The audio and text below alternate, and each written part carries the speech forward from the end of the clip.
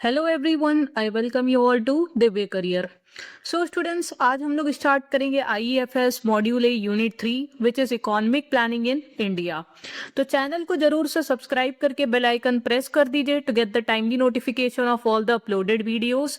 आईईएफएस की मैंने separate playlist बना दी है okay for the May 26 examination. तो वहां पर आपको यूनिट 1 एंड यूनिट 2 के भी वीडियोस मिल जाएंगे और आप हमारा टेलीग्राम ग्रुप ज्वाइन कर सकते हैं to get access to the PDF of the videos, to get access to the quiz and all the latest information related to JIIB. So Telegram group की लिंक मैंने description box में share कर दी है, so do join our Telegram group as well. तो चलिए फिर start करते हैं हम लोग आज का सेशन। तो पहले हम लोग इकोनॉमिक प्लानिंग में हम लोग इसमें 5 ईयर प्लान्स का डिस्कशन करेंगे। जो आपके टोटल 12 5 ईयर प्लान्स बने हैं उसके बारे में डिस्कस करेंगे आज की क्लास में। सबसे पहले हम लोग हिस्ट्री जान लेते हैं ऑफ द इकोनॉमिक प्लानिंग। तो आपको जैसे पता था पहले इंडिया में क्या था, ब्रिटिशर्स का राज था। ब्रिटिश कोलोनियलिज्म की वजह से जब वो ब्रिटिशर्स इंडिया छोड़ कर गए थे तो बहुत ही उसको एक पुअर स्टेट पे छोड़ कर गए थे। हमारी एक अंडर डेवलप्ड इकोनॉमी थी। तो इकोनॉमी को ट्रैक पे लाने के लिए जरूरी था कि पूरा एक सेंट्रलाइज लेवल पे प्लानिंग हो सके जिससे इकोनॉमी वापस से ट्रैक पे आ सके। ओके, तो उसी के लिए फिर 5 ईयर्स प्लान बनाए गए थे जो गवर्नमेंट जो सेंट्रलाइज लेवल पे बनाए जाते थे और उसके लिए एक बॉडी भी सेटअप करी गई थी, प्लानिंग कमीशन। ओके, तो वो हम लोग सारा कुछ पढ़ेंगे आज की क्लास में, ठीक है। So in post independence India socio economic planning has been directed by 5 years plan with the mid term review. तो इसमें प्लानिंग करी गई, जैसे इसमें 5 5 ईयर्स के प्लान्स बनाए गए जिसमें हर बार क्या है मिड टर्म में रिव्यू किया जाता था। 5 ईयर्स है तो मिड टर्म एक तरीके से 2.5 साल बाद हुआ, ठीक है। तो जिससे ये देखने के लिए कि जो हमने प्लान्स बनाए हैं उसके अकॉर्डिंगली फंक्शन हो रहा है कि नहीं हो रहा है। इसके अंदर में डिफरेंट चीज़ों में रिसोर्सेज को एलोकेट किया जाता था, डिफरेंट फोकस होता था हर एक प्लान में।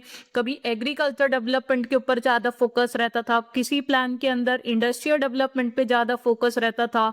सो depending upon the need of our Indian economy तो उस हिसाब से फंड्स एलोकेट किए जाते थे towards the different development projects.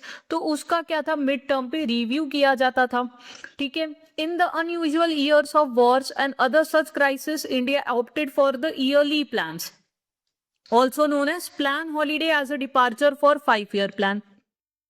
So ये जो पीरियड था 1966 का 1969 तक। अब क्या हुआ 65 में, आपको जैसे पता है इंडो पाक वॉर हुआ, साइनो इंडिया वॉर हुआ। तो ये चाइना पाकिस्तान वॉर की वजह से जो इंडिया के फाइनेंशियल रिसोर्सेज से इस पे काफी स्ट्रेन पड़ा। तो अब इंडिया के पास उतने रिसोर्सेज थे नहीं कि पूरा कंप्लीट 5 ईयर प्लान बना सके और उतने सफिशिएंट रिसोर्सेज एलोकेट कर सके। इसलिए इंडिया मूव करी for this period from 5 year plan to the annual plan, जहाँ पे एनुअल बेसिस पे प्लान बनाए जाते थे और उनको मॉनिटर किया जाता था। तो इसी पीरियड को हम लोग प्लान हॉलीडे नाम से भी जानते हैं because it was a departure from the 5 year plan, जहाँ पे 5 ईयर की जगह एनुअल प्लान बनाए गए because of the war conditions and all. उसकी वजह से इन्फ्लेशन काफी ज्यादा था, हमारे पास सफिशिएंट फाइनेंशियल रिसोर्सेस नहीं थे कि जिसकी वजह से पूरा 5 ईयर प्लान टेकअप हो सके। The Planning Commission has been in charge of planning in India since 1950. It is not a statutory entity. It is headed by Deputy Chairman and the Prime Minister as the Chairman of the Planning Commission.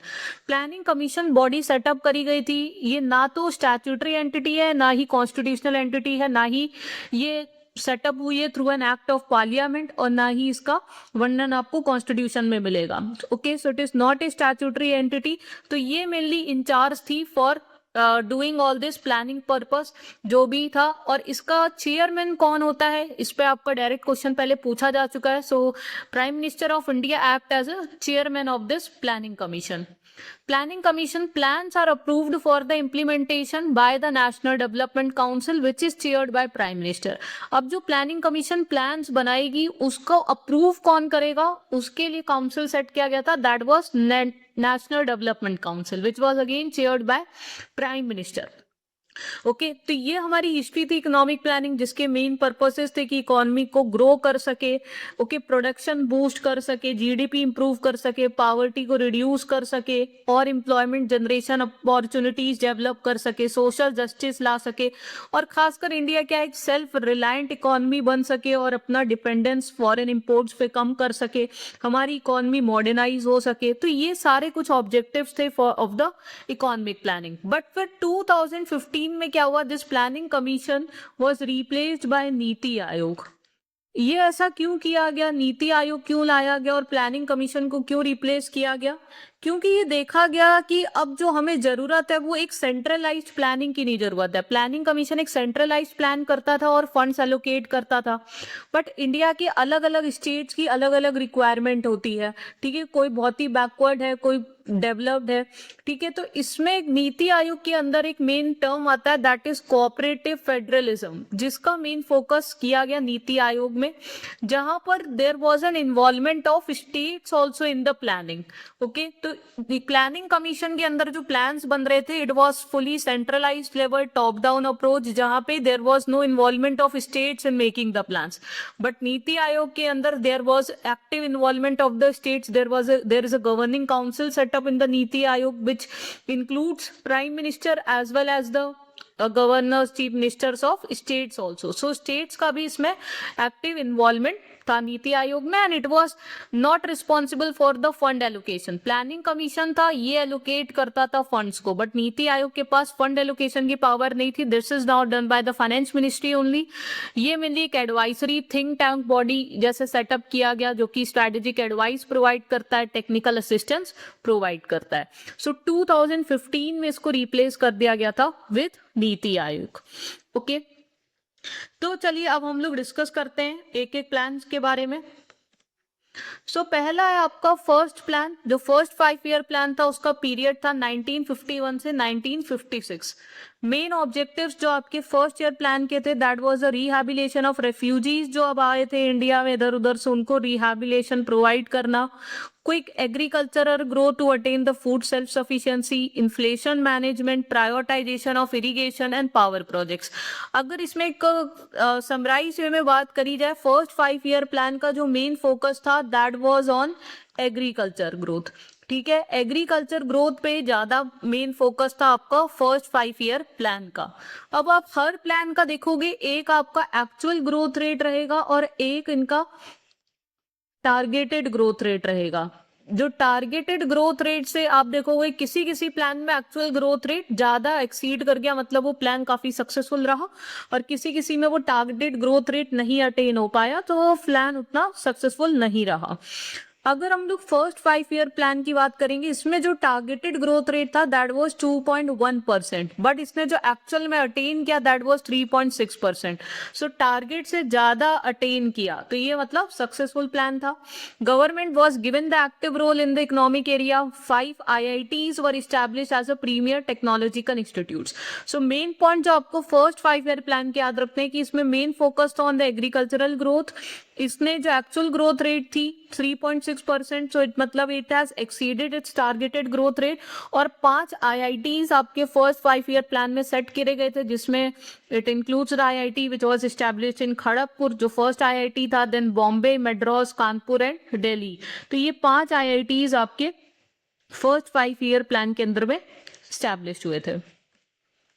Next coming to second 5 year plan, जिसका period था 1956 to 61। इस plan में जो main focus था that was on industrial growth. First में जहां हमारा agriculture growth पे ज्यादा फोकस था, सेकेंड 5 ईयर प्लान में main focus was on industrial growth. So this policy emphasised fast industrialisation with concentration on heavy industries and capital goods. तो इसमें main focus था इंडस्ट्रियल डेवलपमेंट हो सके, ओके, कैपिटल गुड्स पे focus था, heavy machineries और इन सब पे। इस प्लान का जो टारगेट ग्रोथ रेट था वो 4.5% था और एक्चुअल थोड़ा सा कम था, that was 4.27। Okay, however it could not be fully executed due to inadequate availability of foreign exchange। अब ये heavy capital assets, capital machineries import करनी पड़ती थी इंडिया को, तो उसके लिए उतना फॉरेन एक्सचेंज होना चाहिए, फॉरेन रिजर्व्स होना चाहिए, but due to insufficient foreign exchange तो हम उतना ज्यादा इंडस्ट्रियलाइजेशन की तरफ नहीं बढ़ पाए जितना हमने टारगेट किया था। इस प्लान के अंदर में ही आपके हाइड्रो इलेक्ट्रिक पावर प्लांट्स थे, 5 steel plants, they were established, buildup in Bhilai, Durgapur, Rourkela. So second plan जिसमें आपको याद रखना है, जिसका मेन फोकस था towards the industrial development, industrial growth, इसी प्लान के अंदर में आपके मेजर हाइड्रो इलेक्ट्रिक प्लांट और स्टील प्लांट्स सेटअप हुए थे। ओके, तो ये मेन पॉइंट्स है related to second 5 year plan. Then comes your third 5 year plan, जिसका पीरियड था 1961 to 1965. Now this plan key goals were boosting the national income by more than 5% per annum, increasing the agriculture productivity and expanding the industries. Third plan वो plan था जिसमें lowest growth rate देखने को मिली, क्योंकि ये वाला period था जहां पे वॉर्स वगैरह हुए, जिसकी वजह से हमारे फाइनेंशियल रिसोर्सेज पे काफी स्ट्रेन पड़ा. So we have achieved the lowest growth rate in this plan. Okay, इसके अब पॉलिटिकल इनस्टेबिलिटी भी थी कंट्री में due to war situations, Pakistan वगैरह से वॉर वगैरह चल रहा था इंडिया का, इन्फ्लेशन काफी हाई था, साथ में अकाल भी पड़ गया था, तो ड्रॉट कंडीशंस भी थी. सो इस पीरियड में ये सारी सिचुएशंस की वजह से काफी नेगेटिव इम्पैक्ट पड़ा था हमारी इकोनॉमी पे. ऑब्जेक्टिव इसका ये था कि एग्रीकल्चर और बेसिक इंडस्ट्रीज का एक्सपेंशन दोनों के ऊपर फोकस था. बट इस प्लान के समय में वॉर्स वगैरह हुए थे, तो उसकी वजह से हमारा फाइनेंशियल रिसोर्सेज पे बहुत ज्यादा स्ट्रेन पड़ गया था. There was a situation of political instability, inflation was very high and drought also hit our country. So the third 5-year plan projected growth rate था 5.6%, but the actual was only 2.4%. So this is the plan जहाँ पे lowest growth rate attain किया था, okay, due to wars and drought conditions. तो आपको याद रखना है सबसे failed plan आपका third 5-year plan था, क्योंकि उस समय drought conditions, war conditions की वजह से हमारा जो प्लान था वो सक्सेसफुल नहीं हो पाया, उतना ग्रोथ रेट हम अटेन नहीं कर पाए. ओके, आगे बढ़ते हैं. Plan holidays. अब थर्ड 5-ईयर प्लान के बाद फिर प्लान हॉलीडे अनाउंस कर दिया गया. अब हमारे पास उतने फाइनेंशियल रिसोर्सेस नहीं थे कि हम लोग प्रॉपरली एलोकेट कर पाए फॉर द 5-ईयर प्लान्स, तो India has move to the annual plans. तो इसी को हम लोग प्लान हॉलीडे कहते हैं, जो मैंने इंट्रोडक्टरी पार्ट में देखा था, which was the period from 1966 to 1969. Okay, now the objectives. Plan holidays में जो था वो मेन फोकस आपका था on boosting the agriculture productivity. Okay, plan holidays जब आए थे उसमें एग्रीकल्चर प्रोडक्टिविटी इंप्रूव करना, high yielding varieties of seed, जो भी ग्रीन रेवोल्यूशन के अंदर में था मेन फोकस, कि high yielding variety of seeds, extensive fertiliser uses, irrigation, potential exploitation, soil conservation measures. So new techniques of agriculture, ज्यादा agriculture productivity improve की जा सके, better varieties of seeds, fertilisers use किए जा सके, वो सारा कुछ मेन ऑब्जेक्टिव्स था in this annual plans. Annual plan also known as plan holiday. It was a time when the government abandons its 5-year planning in the favor of year plans and choose for the annual plan because it does not have the enough resources to allocate according to 5-year plan. तो वही same चीज लिखी है जो मैंने अभी आपको बताई, क्योंकि वॉर्स वगैरह की वजह से सफिशिएंट फाइनेंशियल रिसोर्सेस नहीं थे गवर्नमेंट के पास so that it could allocate to the 5-year plan. इसीलिए इन्होंने 5-year प्लान अपना गिव अप किया, अबैंडन किया, and it has move to the annual plans. Okay, then फिर सिचुएशन जैसे जैसे ठीक होने लगी, so it has come with the another 5-year plan which was the fourth plan in the, and the period for 5-year plan was 1969 to 1974. The objective of this plan, so it was based on the Gadkil strategy with emphasis on the ideas of growth with stability and progress towards self reliance. तो ये terms याद रखिएगा. Fourth 5-year plan था that was based on the Gadgil strategy. Okay, तो जहां पर जो central funds थे वो स्टेट्स को एलोकेट करे जाते थे ऑन द बेसिस ऑफ कि वो स्टेट का क्या पॉपुलेशन है, उस स्टेट का पर कैपिटा इनकम क्या है, टैक्स एफर्ट्स कितना ज्यादा किया जा रहा है उस स्टेट्स में, ऑन गोइंग प्रोजेक्ट्स कितने हैं based on irrigation and power, और बाकी यूनिक उस स्टेट की क्या प्रॉब्लम्स है, चैलेंजेस है. सो उसके ऊपर फोकस करके डिफरेंट स्टेट्स को डिफरेंट फंड्स एलोकेट किए जा गए. ओके, सो गडकिल का स्ट्रेटजी थी, गडकिल फॉर्मूला जिसके नाम से जानते हैं, where the funds were divided using a certain weightage system, कि जिस स्टेट में ज्यादा पॉपुलेशन है उस स्टेट को ज्यादा फंड्स मिलने चाहिए, जिस स्टेट की पर कैपिटा इनकम लो है मतलब वो पुअर स्टेट है तो लो पर कैपिटा इनकम को आगे डेवलप करने चाहिए, तो इसलिए उनको ज्यादा फंड्स मिलने चाहिए। उन स्टेट्स को रिवॉर्ड करना चाहिए जहां बेटर टैक्स कलेक्शन हो रहा है, जहां पे ऑन गोइंग प्रोजेक्ट्स चल रहे हैं रिलेटेड टू इरिगेशन पावर, तो उनको ज्यादा फंड्स एलोकेट करना चाहिए। And then fund should be allocated keeping in mind the unique state challenges, जैसे कि नॉर्थ ईस्ट स्टेट्स है या जो आपकी जम्मू रीजन्स के हो गए वहां पे वॉर वगैरह की वजह से, या फिर जो बैकवर्ड हो गए आपके नॉर्थ ईस्ट माउंटेनियस एरियाज की वजह से, तो उनको फोकस करना और उसके हिसाब से फंड एलोकेट करना। साथ में मेन आइडिया था ग्रोथ विद स्टेबिलिटी, सिर्फ स्लो स्टडी ग्रोथ की तरफ फोकस, ऐसा नहीं कि एकदम अचानक से खूब सारे एकदम से ग्रोथ हुई और फिर वो वापस से रिवर्स होने लग गया, तो वैसा नहीं, there should be the growth with stability and साथ में फोकस था on becoming the self reliant economy. Now assessment, drought and the Indo-Pak War of 1971-72 compared the economy to diversify the capital, causing financial crunch for the plan. The fourth 5-year plan target growth rate was 5.6 while the actual was only 3.3. अब again इसमें second war हो गया Indo पाक का 1971-72 का, तो again ये वाला प्लान भी आपका फेल हो गया और इसमें भी जो एक्चुअल ग्रोथ रेट थी वो बहुत ज्यादा कम थी, that was only 3.3%। Okay, next है आपका फिफ्थ 5-year प्लान जिसका पीरियड था 1974 से 79 का। इसका मेन ऑब्जेक्टिव्स था the emphasis was put on the poverty reduction, self reliance and agriculture, तो इन सभी पे इसका फोकस था कि भाई पावर्टी को रिड्यूस कर सके, सेल्फ रिलायंट इकोनॉमी बन सके और एग्रीकल्चर प्रोडक्टिविटी बूस्ट कर सके। Green revolution boosted the Indian agriculture and the targeted growth rate was 5.2% while the actual was 5.5%। तो ये वाला जो प्लान था वो सक्सेसफुल रहा आपका fifth 5-year plan, where the due to green revolution there was a boost in the agriculture productivity and we were able to achieve high growth rate, that was 5.5%। Next comes the sixth 5-year plan जिसका period था 1980 से 85। ये आपको याद रखना है, इस पर डायरेक्ट क्वेश्चन आ गया था कि गरीबी हटाओ स्लोगन कौन से प्लान के अंदर में आया था। सो सिक्स्थ 5-year प्लान के अंदर में आया था गरीबी हटाओ, और फैमिली प्लानिंग पे फोकस किया गया क्योंकि अब एक घर में बहुत बच्चे होंगे ओके, तो फिर वो और ज्यादा पुअर होता है वो हाउस होल्ड, क्योंकि उनको उतना ही अपनी इनकम उनकी सेम रहती है बट उतना ही उनको डिवाइड करना पड़ता है okay, supporting so many family members. So proper family planning, गरीबी हटाओ, ये मेन फोकस था सिक्स्थ प्लानिंग का।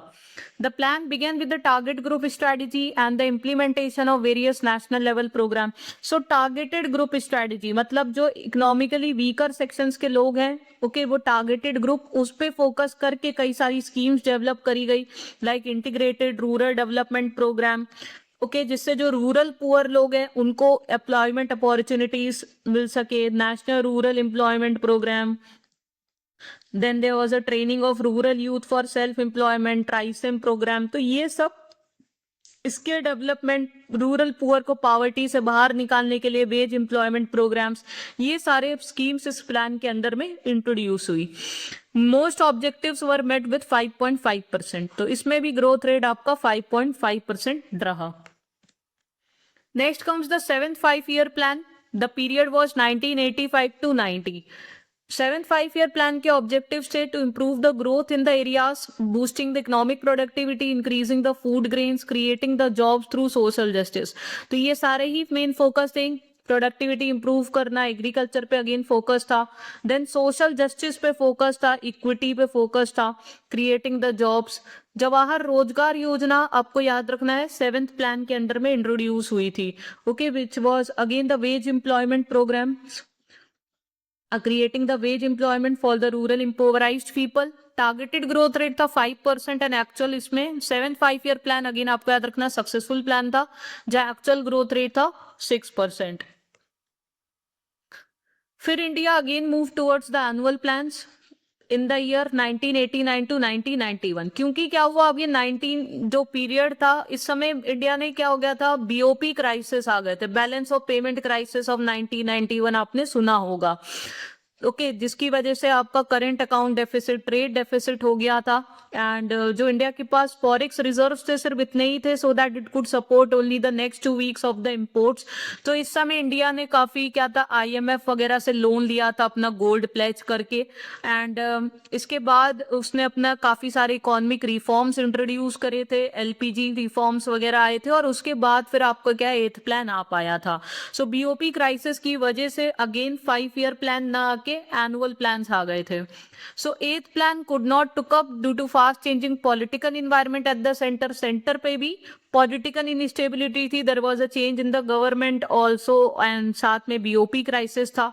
सो the focus of this annual plans was increasing the employment and the social reform. So इसमें मेन फोकस था कि employment opportunities ला सके, जिससे लोगों की इनकम बढ़ सके। इनकम बढ़ेगी तभी डिमांड बढ़ेगी, तभी इन्वेस्टमेंट बढ़ेगा, और तभी इकोनॉमी ग्रो हो सकती है। Okay, so employment generation and bringing the social reforms, ये मेजर ऑब्जेक्टिव्स थे। It mark the start of privatisation and liberalisation in India. तो वही फिर वो LPG रिफॉर्म्स वगैरह आए, जहाँ आपके काफी सारे रूल्स रेगुलेशंस, गवर्नमेंट के हैवी कंट्रोल्स, उसमें लिबरलाइजेशन किया गया। कुछ PSUs वगैरह उसको डिसइन्वेस्टमेंट किया गया, कुछ अदर सेक्टर्स हैं वो खोले गए for the private sectors also. अब आया आपका 8th प्लान, पीरियड था 1992 to 97। Objectives were the rapid economic growth, rapid expansion in agriculture and associated industries, rapid growth in the manufacturing sector, increase import export, reduction in trade deficit, current account deficit. तो ये सारे ही objectives थे, सभी कुछ included हो गया आपका 8th plan में। इकोनॉमी ग्रोथ ओवरऑल ही इसमें सब इंक्लूडेड था। It introduce the concept of indicative planning. Indicative planning again वो प्लानिंग थी जहां पर public sector, private sector, okay, दो मिक्स्ड इकोनॉमी की तरफ जहां फोकस किया गया। ओके, जहां पर इंसेंटिव्स की बात करी गई कि पब्लिक, प्राइवेट और इन्वेस्टमेंट बूस्ट हो सके। तो कुछ सेक्टर्स में जो फोकस सेक्टर थे वहां पे सब्सिडीज दिए गए, टैक्स ब्रेक्स दिए गए। Okay, liberalization, privatization, globalization were implemented. The targeted growth rate was 5.6 और 8th plan काफी सक्सेसफुल रहा, that was 6.7% actual growth rate देखने को मिली because of the economic reforms that were introduced by Indian economy. So जैसे मैंने बात करी LPG, privatization, globalization, इनकी वजह से काफी अच्छी ग्रोथ रेट देखने को मिली। नेक्स्ट आपका था 9th 5 ईयर प्लान, जिसका पीरियड था 97 से 2002। Primary objective of 9th 5 year plan was growth with justice and equity. Again यहाँ पे सोशल जस्टिस, इक्विटी पे फोकस किया गया। जो कंसंट्रेशन ऑफ वेल्थ थी कुछ ही लोगों में, ओके, तो वो क्या हो सके, इक्वल डिस्ट्रीब्यूशन हो सके, सब लोग समान रूप से डेवलप कर सके। There was an emphasis on the 7 identified basic minimum services. तो हर एक जन को 7 बेसिक मिनिमम सर्विसेज मिल सके, वो फोकस था। बेसिक मिनिमम सर्विसेज में जैसे सेफ ड्रिंकिंग वाटर हर एक घर में पहुंच सके, प्राइमरी हेल्थ की तरफ फोकस था, यूनिवर्सल एजुकेशन की तरफ फोकस था, primary education, public housing for the house homeless, nutritional support मिल सके। Then focus was given on village connectivity, improved PDS system for the food security. तो ये सारी 7 बेसिक मिनिमम सर्विसेज थी, जिसकी बात हमारी 9th 5 ईयर प्लान के अंदर हुई है। तो ये आपको याद रखना है कि 7 बेसिक मिनिमम सर्विसेज जो हर एक हाउस होल्ड को मिल सके, उसकी बात 9th 5 ईयर प्लान के अंदर में की गई है। Assessment was the issue of fiscal consolidation became a top priority of the government for first time. अब जब गवर्नमेंट इतना ज्यादा एक्सपेंडिचर करेगी, पब्लिक एक्सपेंडिचर, तो जाहिर सी बात है कि फिस्कल डेफिसिट की पोजीशन आ सकती है। ओके, क्योंकि गवर्नमेंट की इनकम भी उस लेवल पे बढ़नी चाहिए to meet all this expenditure. तो यहाँ पर फिस्कल कंसोलिडेशन की बात भी करी गई under 9th 5 year plan.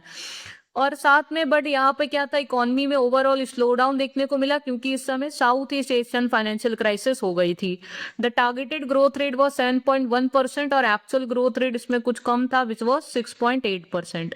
Okay, तो आपको याद रखना, आप देखिए सबका टारगेटेड और एक्चुअल ग्रोथ रेट सिर्फ आपको 11th और 12th 5 ईयर प्लान के याद रखने, बट ये आपको याद रखना है कि कौन कौन से प्लान्स में हमने एक्चुअल ग्रोथ रेट एक्सीड करी थी टारगेटेड से, और किसमें हमारी कम रह गई थी, और मेजर कौन कौन से पॉइंट्स थे। ठीक है, वो आपको याद रखने हैं कि गरीबी हटाओ 6th प्लान के अंदर में था, 7 basic minimum services 9th plan के अंदर में थी, जवाहर रोजगार योजना कौन से प्लान में इंट्रोड्यूस करी गई। तो उस टाइप के क्वेश्चंस आपके पूछे जाते हैं।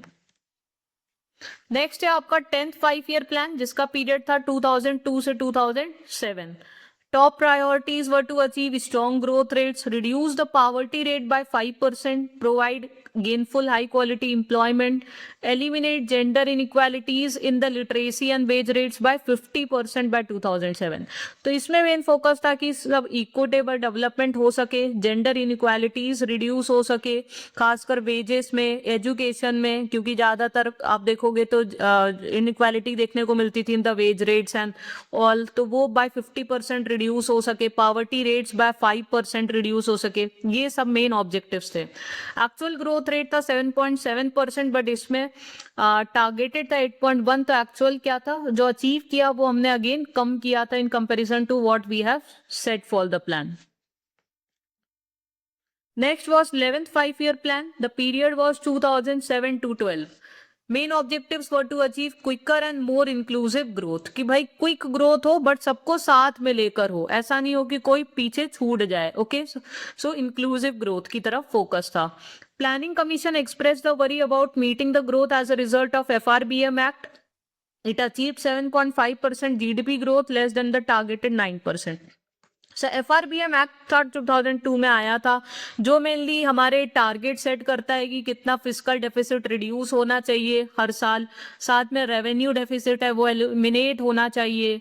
तो फिस्कल डेफिसिट वही था, बढ़ रहा था, गवर्नमेंट के एक्सपेंडिचर बढ़ रहे थे, तो उसी की वरीनेस इसने दिखाई थी, जाहिर करी थी. ओके, नेक्स्ट लास्ट प्लान था 12th 5 ईयर प्लान, जो सबसे इंपॉर्टेंट है, जिसपे काफी क्वेश्चंस आते हैं. इसका जरूर से आप एक्चुअल और टारगेटेड ग्रोथ रेट याद करिएगा. एटलीस्ट 11th और 12th, ये जो लास्ट दोनों प्लान्स थे, इनके आपको एक्चुअल और टारगेटेड ग्रोथ रेट याद होने चाहिए. बाकियों के नहीं पूछे जाते हैं. बाकी में मेन यही पॉइंट्स आते हैं कि कौन सी क्या नई चीज इंट्रोड्यूस हुई थी किस प्लान के अंडर. ठीक है, 12th 5 ईयर प्लान जो आपका लास्ट था, पीरियड था 12 to 17. इसी में बीच में आपका 2015 में क्या था, नीति आयोग भी आ गया था. ओके, सो ऑब्जेक्टिव्स क्या थे इस प्लान के, faster, more inclusive and sustainable growth. ये याद रखिएगा, this was the theme of 12th 5 year plan, कि हमारी क्विक ग्रोथ हो बट सबको साथ में लेकर हो, इंक्लूसिव हो और सस्टेनेबल हो, so that it could also meet the demand for future generations. ऐसा ना हो कि रिवर्सल होने लग जाए. Increasing the agriculture production by 4%, manufacturing sector growth by 10%, increasing 88,000 megawatt of electricity generation capacity. So ये सारे ही मेजर ऑब्जेक्टिव्स थे 12th 5 ईयर प्लान के, जो आप अच्छे से याद करिएगा. इसमें जो टारगेटेड ग्रोथ रेट थी वो 8% थी, but actual growth rate was less than the targeted, that was 6.7%. Okay students, तो ये सारे थे हमारे 12th 5 ईयर प्लान, जिसके जो भी मेन इंपॉर्टेंट पॉइंट्स थे हमने सब अच्छे से डिस्कस करे. आई होप आपको सारे क्लियर हो गए होंगे. सो सेशन अगर आपको पसंद आया हो, यूजफुल इंफॉर्मेटिव लगा हो, जरूर से लाइक कर दीजिए और चैनल को जरूर से सब्सक्राइब करके बेल आइकन प्रेस कर दीजिए to get the timely notification of all the uploaded videos. और JIB की सारी लेटेस्ट इंफॉर्मेशन अपडेट रहने के लिए टेलीग्राम ग्रुप ज्वाइन कर लीजिएगा. उसकी link I have shared in the description box. See you in the next session. Thank you.